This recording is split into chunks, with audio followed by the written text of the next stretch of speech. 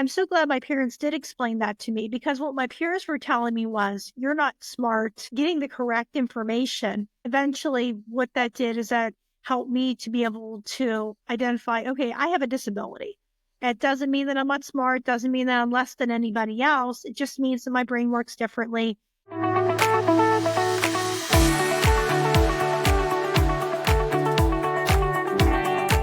Hello, everybody. Welcome to this latest installment of Nick Speaks, the podcast to giving the disabled a voice, where we speak up, speak out, and speak loud. You guys, I have a guest today that was told that she would not be able to go to college, get her master's degree, or even have the job that she wanted, not because of her physical disability, but because of her learning disability. Can you believe that? So we are going to talk to my guest today, Michelle. Thank you for joining me, Michelle, on Nick Speaks. I'm so glad to have you. How you doing? I am doing great, Nick. Thank you so much for having me. Absolutely, absolutely. So to start the show off, why don't you tell everybody a little bit about yourself, what your learning disability is, and all that kind of good stuff? Sure. Well, my name is Michelle Steiner. I live in Pennsylvania with my husband, Ron, and our two cats, Jack and Sparrow. I work as a paraeducator in a school with some students who have disabilities and some who don't. And I also am a writer and a speaker and a photographer, and I have a blog called Michelle's Mission. And I write about life with a learning disability. And as I said, I do have a learning disability myself. I have dyscalculia, which is a math learning disability. And it's not what a lot of people think when they think about disabilities. They might think, oh, someone that has that, they must have dyslexia, where they read numbers backwards. Right. And there's a lot more that goes into that. I struggle more with how numbers work.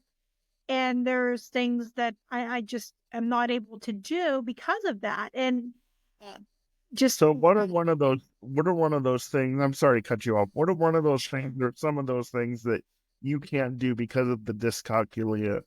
sure, no problem. I am somebody that I can't read the face of a clock. I can see the numbers, I can see the hands on there, but it doesn't make any sense to me what time it is, unless it's to the hour, and I don't have a cold read with that. I also don't know all my multiplication or addition and subtraction facts. I get lost in some of the steps on how to complete a problem. It can be really hard for me if you give me information like on a graph or charts or things like that. I also confuse my right from my left.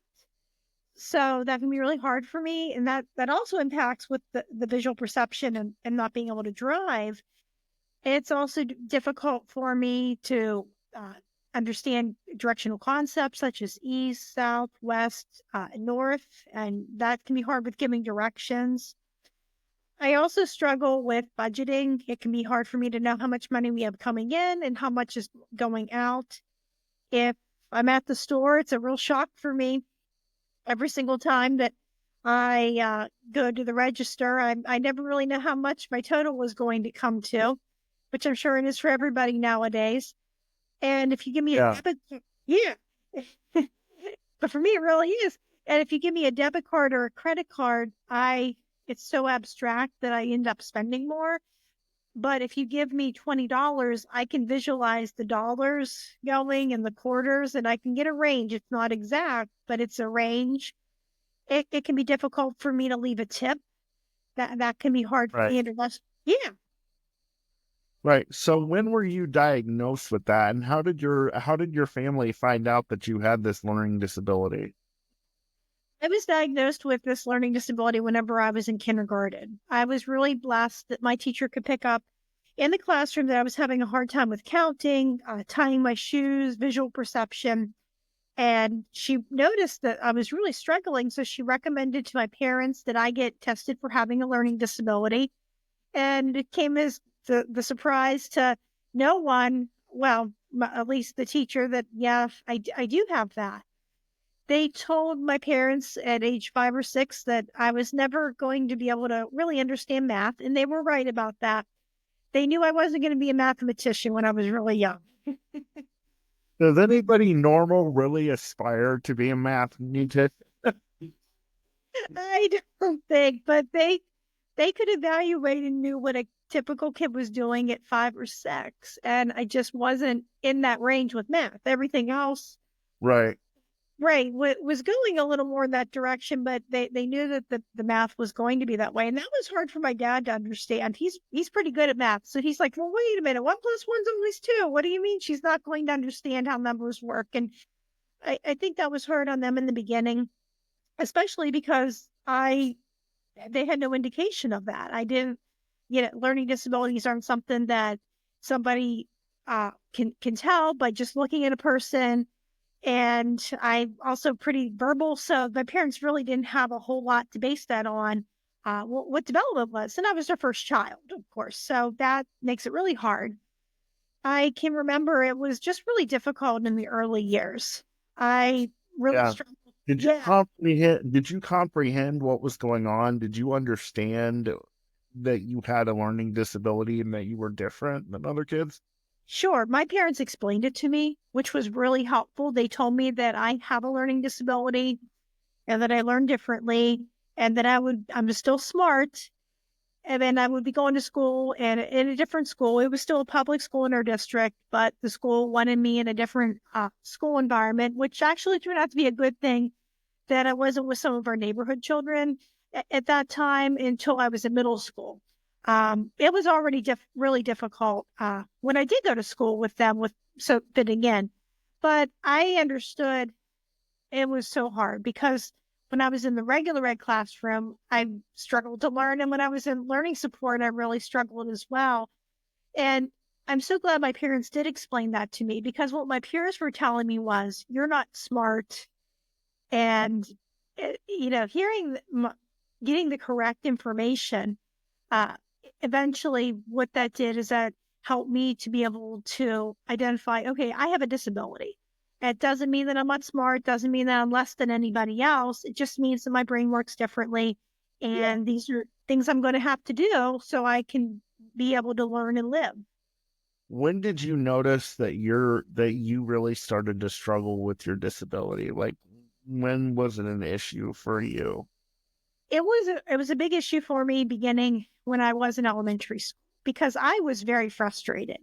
I wanted to learn like everybody else. I wanted to make my parents proud and happy, but even though I always did that, and I just had this idea about that life was always going to be hard, and my disability was what was going to get in the way to all this joy and happiness. And I can just remember wanting it to go away, and it didn't. But what I ended up learning how to do was how to compensate with that.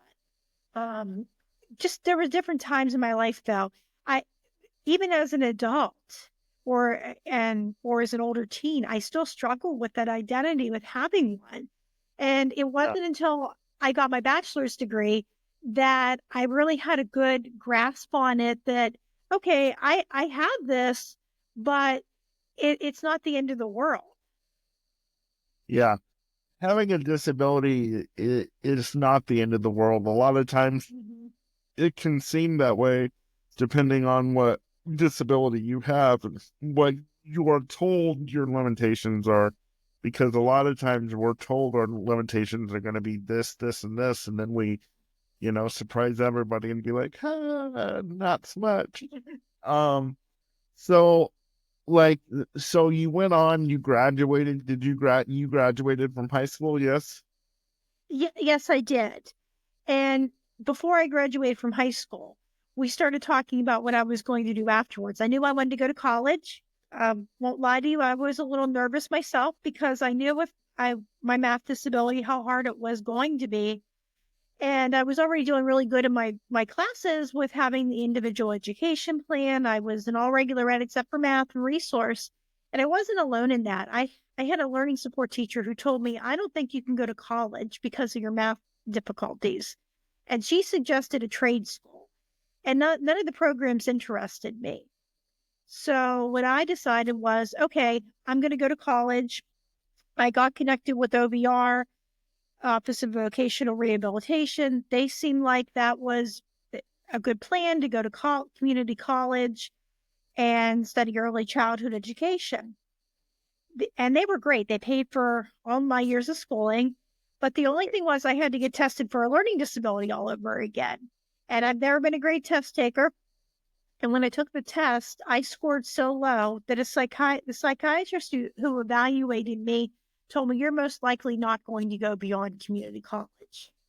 Wow. So they were really like, they didn't even look and see, is there anything that we can do? I mean, they just looked cookie cutter test results and said, there's no way you can do what you want to do. Yeah. And I love the fact that you kind of gave a forget about you to the people who said you couldn't go to college. I did the clean version because we're on air, so I said forget about you. But I love the fact that you said no, it doesn't matter what they say to me, I'm going to go to college. Right. What gave you that kind of inspiration to where did that come from? Well, first of all, that came from my parents who advocated for me from the time I was a very small child, and it really encouraged me. Whenever there was an individual education plan meeting, this is before they let students attend them when they were of age. My parents would say, hey, Michelle, we have your IEP meeting coming up. Is there anything you want us to talk about? And I would tell them what I wanted my parents to say, and my parents would get back to me with the results. So I had that, and I could talk to them, especially when things got really rough in college. I had some wonderful friends who were supportive. I started hanging out with some people that were a little bit older than I was in an adult writing group. So I had a lot of backing from them as well. And I also had one student teacher in high school that made the difference for me. She Yeah. told me that I could go to college because I knew how to study. And hearing her words just really, I can't remember her name. I wish I did because I would love to thank her. And sometimes whenever I heard her voice, when things got really difficult, that's the voice that I heard when I was at college. Because when I did get to college, it was difficult. I can remember I had an advisor who told me, well, you're most likely, you're going to have limited job choices. And Just because of your learning disabilities. Oh, she told me that, let's say that I was going to do a lesson plan with kids and we're going to do a craft, that I wouldn't be able to count how much paper I was going to need for an art lesson. And she wasn't entirely wrong, but it's how I approach a situation. Sometimes I might have to count something a couple times to make sure I get it right. Sometimes I might have to be running to get paper and just be humble and say, okay, I made a mistake with this. But they didn't give you any solutions. It was once again that cookie cutter rubber stamp that you have a disability, you're just not going to be able to fit in a lot of those categories. I had peers who thought that using services for people with disabilities on campus was cheating.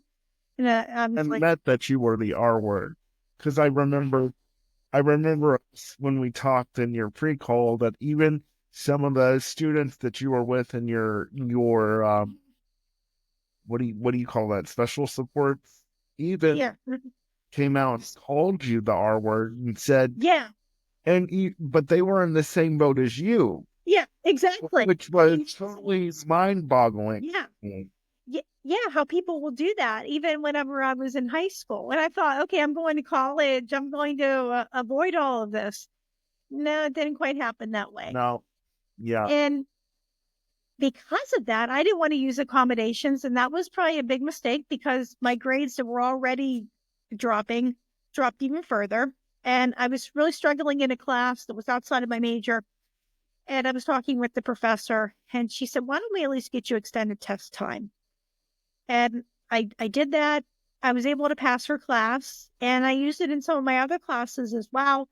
And I was able to graduate with an associate's degree in early childhood education. I took a little break. I moved out on my own for a while because I'm not able to drive because of my disability. And I loved having that independence, but I always wanted more for myself. And be careful what you wish for, because I had to move back in with my parents for a while for financial reasons. And it was during that time when my job was downsizing. I thought, this is the time to go back to university. I just had to give it a try. That's all I told myself. And I found a program that had the least amount of math and science possible, and it had disability accommodations. And this time I made sure that I used the accommodations. I had a note taker, I had extended test time, I had tutoring when I needed it. And I also advocated for myself. I would go up to my professors and introduce myself at the end of, at the beginning of every class or at the beginning of a year if it was a new professor, and just tell them who I was and what services I would need. And most of them got the memo. I mean, they were really helpful. How can we help you? A couple of them didn't quite get it, but that was okay.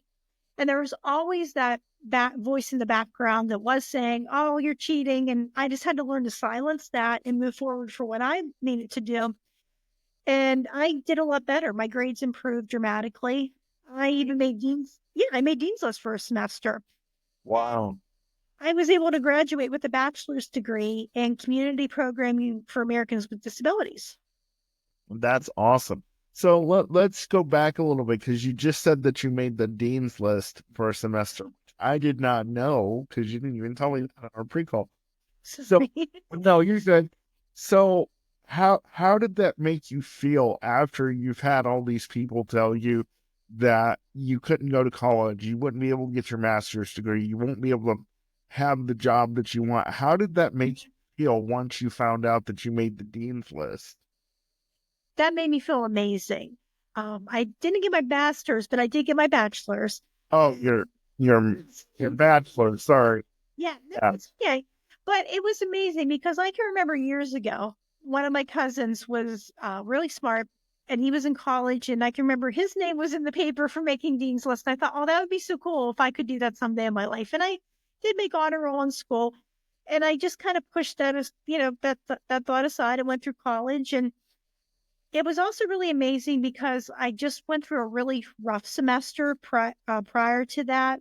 I was in an intro to logic class to fulfill the math requirement, and the professor was really amazing. I mean, I passed because he passed me along because he knew I was trying, and he wouldn't even know what my grades were like in my other classes. He thought I was failing all of them, and I would have had a 4.0 if I would have gotten an A in this class. But I did, my GPA slightly was lower that semester, but I came into a new semester and I made Dean's List that semester.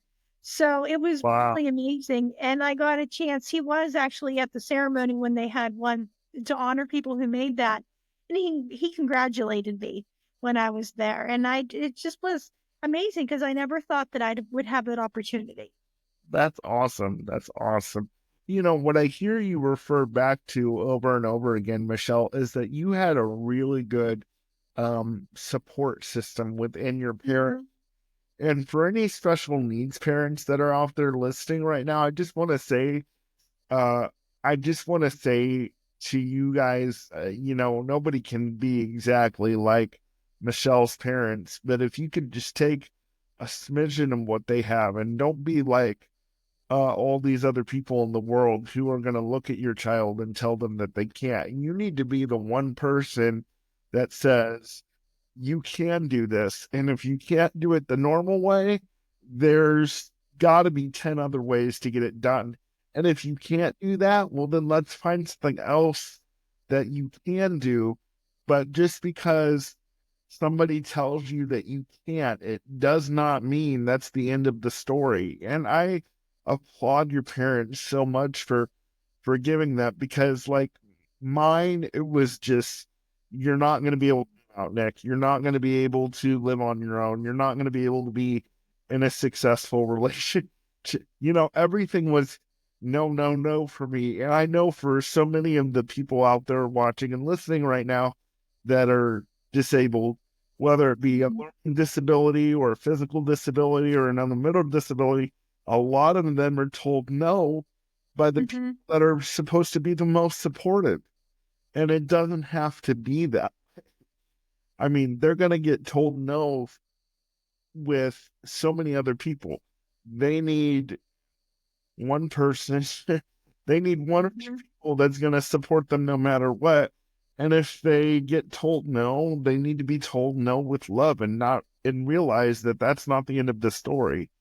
And so I really applaud your parents supporting you the way they did. And I hope that other parents listening have that encouragement from your story to do that too. Um, you said Right. earlier in the podcast that you do writing and you have a blog. What Mhm. encouraged you to do the writing and the blog?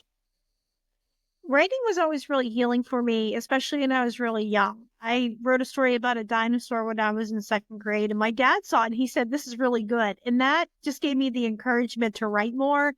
And my dad read to me every night when I was little. And reading and writing became my world that I would go into, especially when I was being bullied by my peers. And the writing group that I joined as a teenager, uh, they were amazing. They said, "You should really write about having a learning disability." And I thought, "Oh no, that's too personal. I'll just write some bad poetry and some other stuff that I really would not want to read today." But when I finally wrote about my learning disability, it just was so healing for me. I got married. I moved into a house, and they also found out I had limited hand dexterity, and I couldn't open up Yeah. the front door. And there was a call in the mighty for what's a seemingly easy task for other people, but it's really hard with your disability. And I thought, oh, I'm Right. so frustrated. I'm just going to write about it. And it got published. And when it got published, it was just, as I said, one of the most healing things I ever did. And I had such a great response that encouraged me to write more articles for the Mighty and to write for some other places as well, and to start my own blog where I can talk about my life with a learning disability and also feature my photography as well. I'm not able to drive because of my disability, so I literally get to stop and smell the roses. And I get people will tell me, "Well, you bring out details in a flower that other people will miss." And I often look at this as thinking, well, I could be sad that I can't drive, but I just think of all the shots I would miss of taking flowers and seeing all that stuff if I was focused on the road. And I just really try to incorporate that in my articles. And I also have a store where people can purchase my prints. That's awesome. Does it ever come across your mind, Michelle, like, damn, wish I could drive, or damn, I wish I didn't have this problem with math? You know, I wish life was a little bit easier. Did that ever run across your mind? And did you ever struggle with any depression or mental health because of it? Depression with it. But there was a time where I thought, oh, I'm going to cure this, or I'm going to be able to not have this to be complete. And sometimes it wasn't until that I finally accepted my disability and I did the things that I could do and I enjoyed doing that I felt empowered. If I sit around and think, oh, I wish I could do math or I wish I could drive, then I'm not in the greatest headspace. I'm more negative. But if I focus on what I can do and be able to find a way around it, I think that helps me out a lot too. There are times it would be easier if I drove. I mean, definitely, I've had to turn down jobs because of not having my driver's license, or sometimes that can be used as almost as a discrimination too at job places, especially ones that want you to have a license, but they don't require driving as part of your job duties. And that would make it easier, but I'm really lucky that I have my husband who can take me to work, and I have a very nice coworker who takes me home at the end of the day. And I live in a central location, so I'm able to walk places, and I have friends and family who can take me other places as well. Math, it can be really frustrating, especially at work. All the kids know, do not ask me to help you with math. Yeah. And if they place me in a math class, I can help you out with crowd control, but I just simply can't get it. And those times it can be really easy to fall into that. Oh, I wish I had that. But what I try to do is I just try to remind myself of the things I am good at, like reading and writing and taking pictures and those things that bring me joy, and not to focus so much on all of the stuff I can't do. Right. So, how long did it take you to say, okay, it is what it is. I have this disability. What point, at what point did you get to that area? Because for me, I know it was probably till my mid 20s, maybe end of my 20s. I was just going to say that that is about the time that I started to accept my disability. And it's when I was at university and I was doing well and I was with friends and things and I was doing good in my classes and I thought, okay, I'm doing well. I still have a disability that didn't get cured, but I'm enjoying my life and I'm accepting that this is the way it is and that's okay. Yeah. So, what do you think? One of the last questions I want to ask you, and then Mhm. promote your cool stuff because I think it's awesome.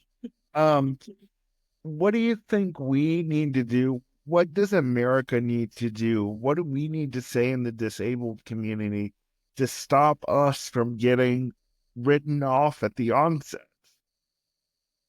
I think the biggest thing that we could do in the disability community is to be able to advocate and to speak up and to say, yes, I have this disability, but I don't necessarily need to be cured. I don't need to be broke. I don't need to be fixed because I'm not broken. This is just a different way that I have to live my life.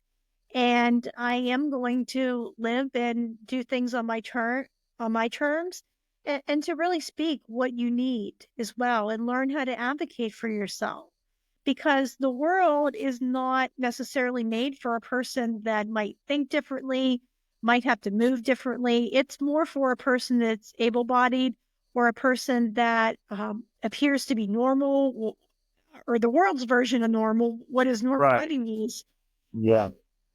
it's geared towards one kind of person. And if people with disabilities are able to speak and to say, well, no, that isn't me, this is what I need, it's going to make that not only easier for themselves, but it's going to make it easier for other people as well.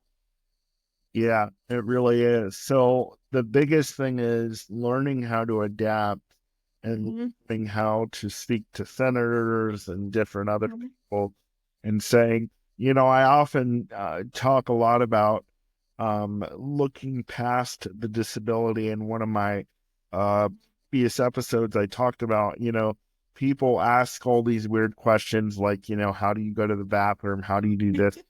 They're so interested on how we do normal things like everybody else. But then when you those answers out, you don't take time to get to know the person. And so, you know, people again really need to look past the disability and realize that there's a person inside the what the world may call the disabled mind or the disabled body Mhm. and give the human being a chance. Just don't write us off just because of our physical or mental or learning disabilities. And the main reason why I wanted to have you on is because so many of us get written off because of our Mhm. physical disabilities or because of our mental disabilities that people can see, like autism or Down syndrome or cerebral palsy. Right. You have a learning disability, and that's not something that can be physically seen, and you were still written off. Uh, So I wanted to have you on uh, to say to disabled folks, look, the physically disabled aren't the only ones that get written off. The mentally disabled aren't the only ones that get written off. Here's a woman that wanted to go get her bachelor's degree and wanted to have certain jobs in certain places, and she was just simply told no because of a learning disability with math, and she was just written Mhm. because of that. And I just think that's so wrong. So I wanted to have you on to tell the disabled folks, look, you're not alone. And Yeah. so I really appreciate you coming on and sharing your story. I want to ask this question before we go on to promoting your stuff, and then of course we're going to end for today. But I wanted to ask, do you know how many people in the world have your particular disability by any chance? Sure. It's about 1 in 5 people have a learning disability of some kind. So it's rare, but is your particular learning disability rare? Because I'd never heard of it until I met you. Right.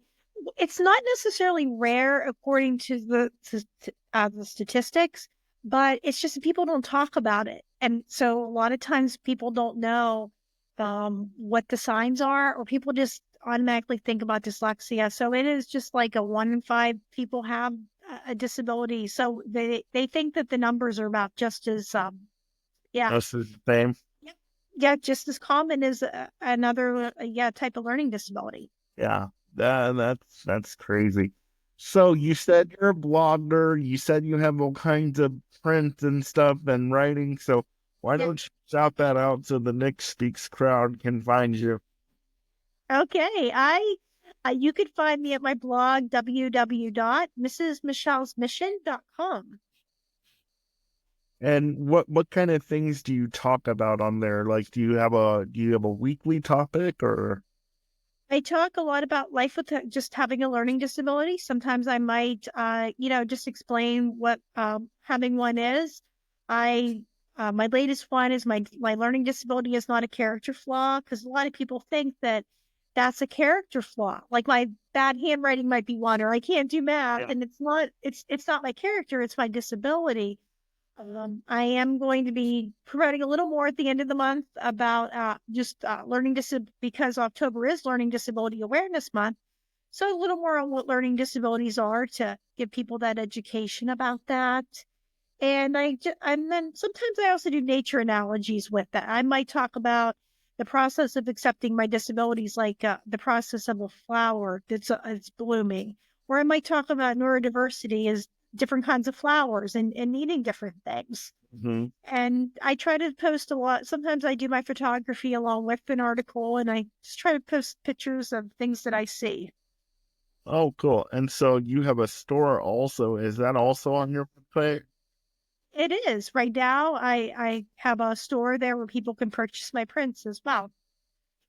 That is so that is incredible. And the fact that you're willing to talk about your disability and help others out there with it.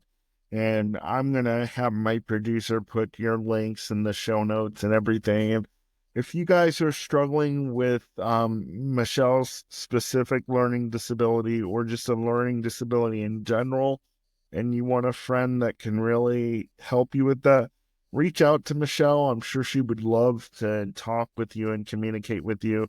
And Michelle, I just really appreciate your story and I really appreciate your time. And thanks for coming on the show today. I really, really appreciate it. Well, thank you so much for having me. It's been a pleasure, Nick. Well, thank you. And guys, just before we go today, I want to give some show notes, some housekeeping notes.